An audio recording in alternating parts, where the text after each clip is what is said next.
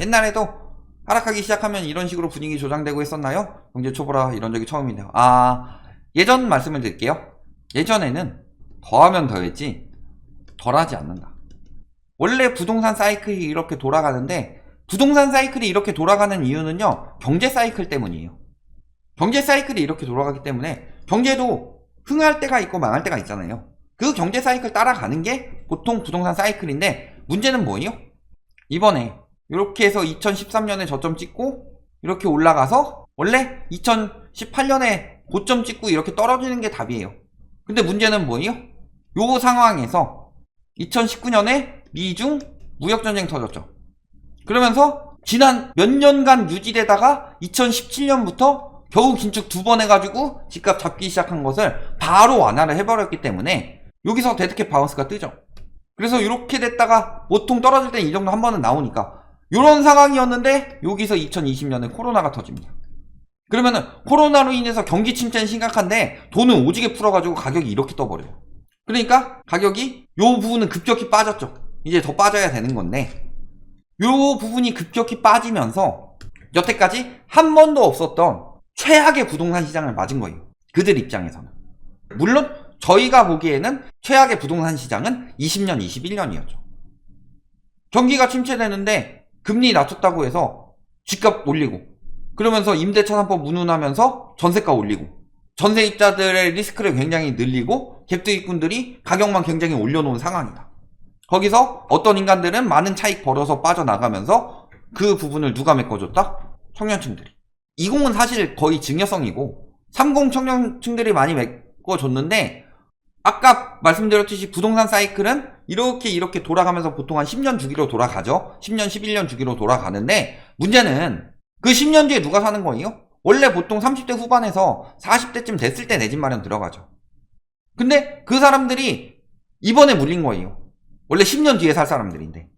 그러면 10년 뒤에 집값이 다시 튄다라고 확정을 지을 수가 있겠느냐? 그만큼 최악의 부동산 시장이 되었던 거고요. 그만큼 말도 안 되는 가격으로 튀었죠. 소득 대비로 보더라도 말도 안 되고, 대출 비중도 엄청나게 늘고, 그래서 굉장히 힘들어졌어요. 가뜩이나 경기는 침체됐는데 집값 튀면서 대출 많이 받아놔가지고 소비가 더 안 되죠. 소비 여력이 없으니까. 코로나 끝났는데 지금 박살이 난 거예요. 돈 많이 풀어서 물가 상승했지. 그런데 소비의 주축들은 대출 잔뜩 받아가지고 이자 내느라 바쁘지. 자영업자들은 가뜩이나 코로나 때 손해 많이 봤는데 이제 와서 그거를 극복하자니 지금 소득으로 어림도 없는데 침체는 더 됐지. 그런데 집값 잘 안 떨어지니까 상가 가격 잘 안 떨어지고 수익률 안 나오니까 건물주들도 월세 내려주기 힘들지. 결국에는 어디 건설사하고 은행만 돈 버는 구조예요. 그런 상황이 되었던 거고. 그러니까 진짜 심각한 거예요. 그래서 지금도 보시면은 지금 전문가 중에 95%가 올해 집값 하락이다, 이런 식으로 이야기를 하고 있죠. 내년에는 돼야 반등한다. 아니 지금 분명히 거래량 살아나고 있다고 그러고 언론에서 이렇게 뜬다고 하고 있는데도 아직도 전문가들 95%가 저런 이야기를 하고 있어요. 자, 집값 하락기는 언제였어요? 직전에 있던 장기 하락기는 2008년부터 2013년까지, 이때가 장기 하락기였죠. 이 시기에 2008년 한 12월쯤 기사를 보면요, 내년엔 집값이 반등할 것이다. 내년엔 집값이 오를 수밖에 없다. 2009년엔 실질적으로 올랐으니까 뭐 그렇다 칩시다. 2009년 12월에 내년에 또 오를 것이다. 내년엔 더 오를 것이다. 내년엔 계속 오를 것이다. 반등할 것이다. 떨어졌죠. 2010년 12월에 기사들 보면은 내년엔 집값 오른다. 이제 다 떨어졌다. 내년엔 더 오를 것이다. 개뿔 11년에 또 그래요. 12년에 또 그래요. 보시면은 부동산 전문가들이 크게 두 가지 유형이 있습니다. 철밥통 유형이랑 장사꾼 유형이 있는데, 철밥통 유형 같은 경우가 어느 쪽이냐? 은행 전문가 또는 부동산학과 교수, 이런 사람들이 철밥통 쪽이고, 업자 쪽으로 보이는 인간들은 부동산 하는 사람들, 부동산 관련 일 하는 사람들. 그래서 보시면은 이때 이렇게 주장했던 사람들 중에서요, 요 업계에 있는 사람들은 다 떨어져 나갔습니다. 남은 사람 몇 명 없어요. 그 선글라스 쓴 분 있죠? 그 다음에 뭐 요즘에 슬슬 끼어 나오는 사부, 요 두 인간은 이번에 나와가지고 똑같은 짓 또 하고 있죠? 그 다음에 반대로 요 분은 2008년에 용인 집값 상승 주장하다가 폭망한 뒤로 이제 나와가지고 이번에는 완전히 저희랑 같은 결로 가고 계신 분이죠. 이때 한번 당해보시고서 아, 상황이 이렇게 되면 돌릴 수가 없구나 해서 저희랑 똑같은 이야기를 하시는 분이고, 그러면은 요 시기에 집값 계속 오른다고 했던 사람들이 대표적으로 누가 있느냐? 저희가 유튜버도 아니고 그런데 계속 가는 사람들 가끔 몇 명 있죠. 이런 사람들. 아, 이분이 있었나 모르겠네. 요분은 정확하진 않고 요 두 명은 확실히 있었습니다.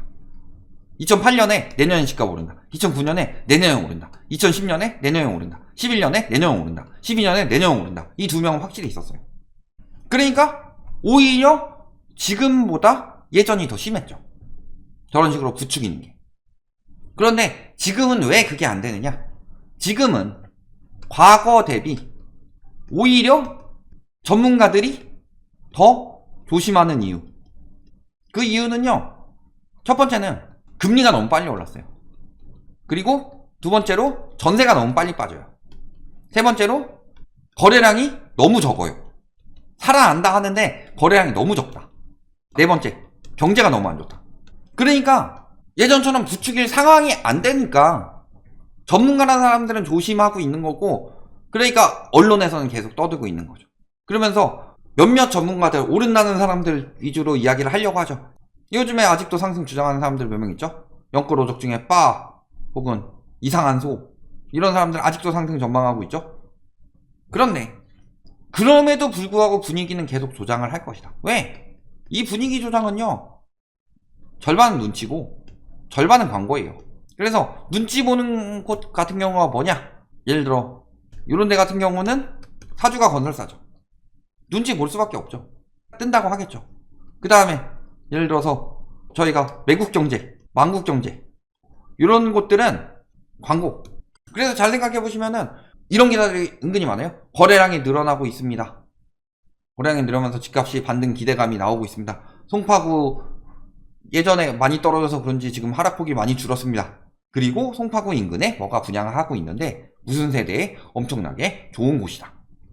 혹은 둔촌주공 청약 경쟁률이 굉장히 높게 나왔습니다. 굉장히 안 나올 줄 알았는데 5984가 완판이 되었습니다. 아니, 나머지 899세대가 미계약이 났는데 어떻게 이게 잘 된 거예요?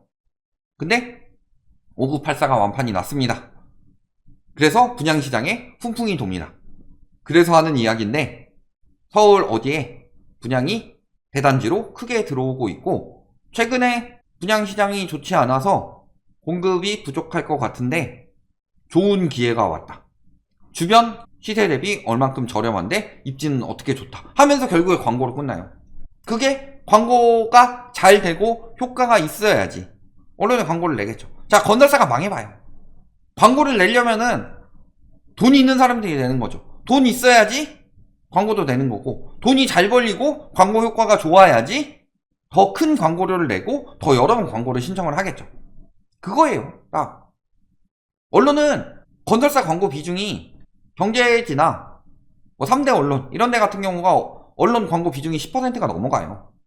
그러면은 예를 들어서 라하일보, 예를 들어 경제지 똑같이 운영하고 있다고 해봅시다. 라하일보가 있는데 연 한 100억 번다고 해봅시다.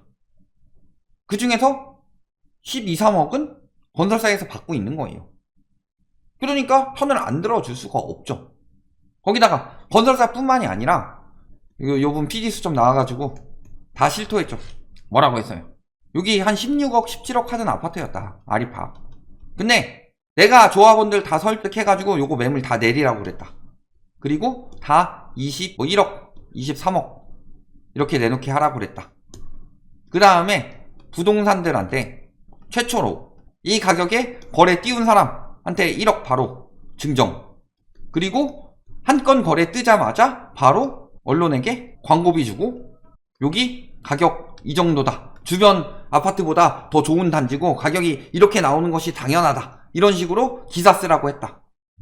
굳이 건설사가 아니더라도 조합이 할 수도 있는 거고 아니면 개인이 할 수도 있는 거고 저런 식으로 광고를 때리면서 광고비를 크게 줬겠죠. 저런 식으로 하는 거예요. 그 다음에 언론에서 취재하는 사람들 보세요. 저희가 언제 한번 그런 말씀 드린 적이 있습니다. 만약 언론에서 저희가 언론 이렇게 까고 있는데 우리에 대해서 인터뷰를 할 수 있는 언론이 있다. 그러면 거기는 굉장히 가장 용기 있는 언론이 될 것이다. 왜냐면 저희는 언론 이런 부분에 대해서 항상 지적을 하고 있으니까. 그런데 언론에서 맨날 만나는 전문가들 누구였어요? 글로벌 금융위기 때 수년째 틀린 권모 교수님, 고모 교수님, 이런 사람들 아직도 나와서 언론에서 취재하고 있죠. 맨날 그런 사람들을 취재하고 맨날 그런 사람들이랑 이야기를 하고 있어요. 그러면은 잘 생각해 봅시다. 저희 영상을 굉장히 많이 보시는 분들은 이제 경제적으로 이런 쪽에 지식이 갖춰서 이런 것들이 위험하구나 하는 게 느껴지는데, 맨날 영끌오적 방송만 보고 있는 사람들은 이런 부분에 대해서 대비가 하나도 안 돼 있죠. 근데 기자들도 마찬가지예요. 맨날 나오는 사람들 보면은 주택산업연구원, 건설산업연구원, 대한건설협회 이런 데 전문가들이랑 항상 이야기를 많이 나누고 그 사람들이랑 이야기를 하죠. 그러면은 그 사람들은 자신이 속한 집단에 대해서 이익이 되도록 이야기를 하는데, 기자들은 맨날 그 얘기만 듣는 거예요. 왜? 라이트하우스는 영상을 다 봐야 되는데 영상이 너무 많죠, 사실. 그러니까 그거 다 볼 여력 없죠? 그런데 맨날 그쪽에서 이야기하니까 그쪽 부분은 좀 이해가 잘 가요. 그러니까 성향이 그쪽으로 쏠릴 수밖에 없는 거예요. 그런 것도 있고. 그렇기 때문에 이런 식으로 조장을 하는데도 불구하고 과거 글로벌 금융위기 때는 매년 뛰었다. 매년 올라간다고 뛰었는데 2021년 뛰었죠. 22년 상반기까지만 하더라도 집값은 계속 올라갈 것처럼 언론에서 뛰었죠. 전문가들도 마찬가지였고. 근데 하반기 되면서 완전히 마음이 바뀌었죠. 그래서 완전히 침체된다고 지금은 전문가들이 이야기를 하고 있어요. 그만큼 그때보다 시장이 훨씬 더 안 좋다는 소리예요. 그런데 글로벌 금융위기 때보다 빨리 뜰 것이라고 생각하는 사람들 정신 상태가 어떻게 된 거냐, 이 부분을 생각하셔야 된다.